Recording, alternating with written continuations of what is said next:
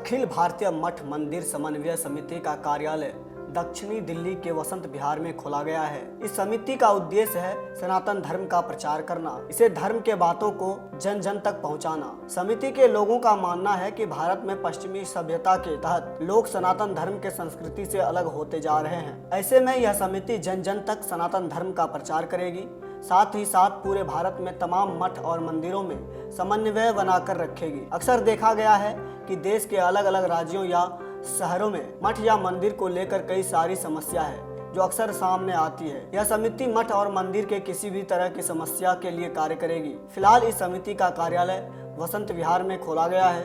समिति का कहना है इस तरह का कार्यालय देश और राज्य के प्रखंड के अलग अलग हिस्सों में और भी खोला जाएगा।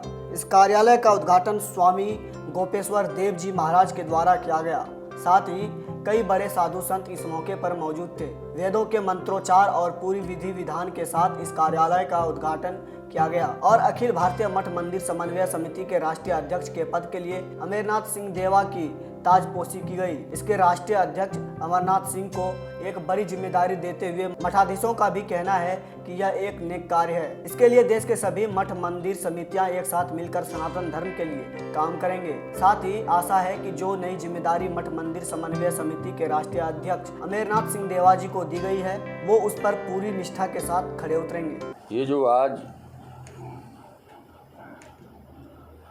इस कार्यालय का उद्घाटन हुआ है, ये संपूर्ण राष्ट्र ही नहीं, कालांतर में पूरे विश्व के क्षितिज पर आपको इसका कार्य दिखाई देगा। ये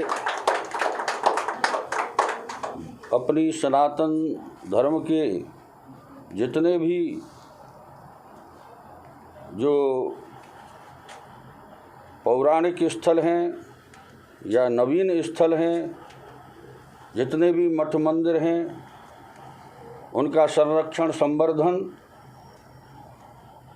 एवं आपस में एक दूसरे मठाधीशों का समन्वय, उनका संवाद स्थापित करना और सनातन धर्म में आपस में समभाव और समन्वय रहे, इसके लिए प्रयास करना होगा। ये जो मठ मंदिर समन्वय समिति के राष्ट्रीय अध्यक्ष के पद पर सुशोभित किया गया है, अभी आपके समग्र आपके सामने, ये कोई सामान्य बात नहीं है। इनके ऊपर सनातन धर्म का एक बहुत बड़ा भार आ गया है।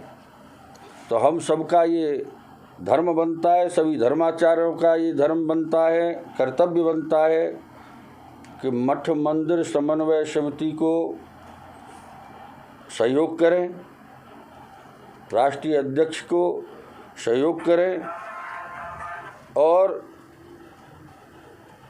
मैं समस्त जनमानस से एवं राष्ट्र के समस्त प्रबुद्ध वर्ग से, सनातन धर्मियों से यह आग्रह करता हूँ कि इस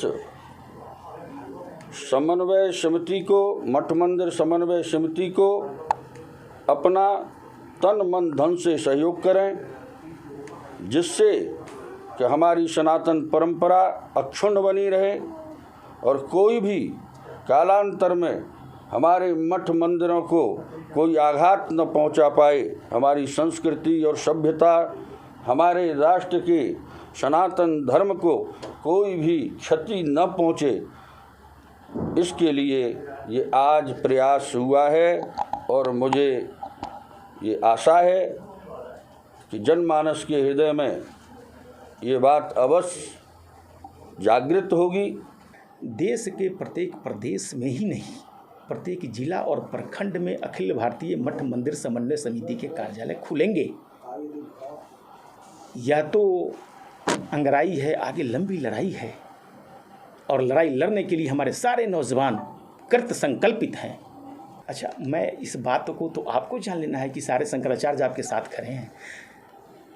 धर्म के क्षेत्र में शंकराचार्य सर्वश्रेष्ठ सत्ता हैं, उनसे ऊपर कोई सत्ता नहीं होता।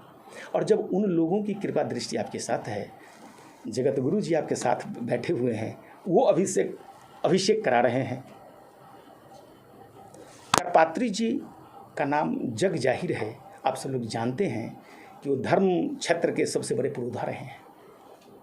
वो व्यक्तित्व के धनी, उन पुरुष के सामने दीपक दिखाना भी हम लोगों के लिए सूरज को दीपक दिखाने की बातें होंगी। तो उनके वंश शिरोमणि राजेश ओझा जी आपके बीच खड़े हैं।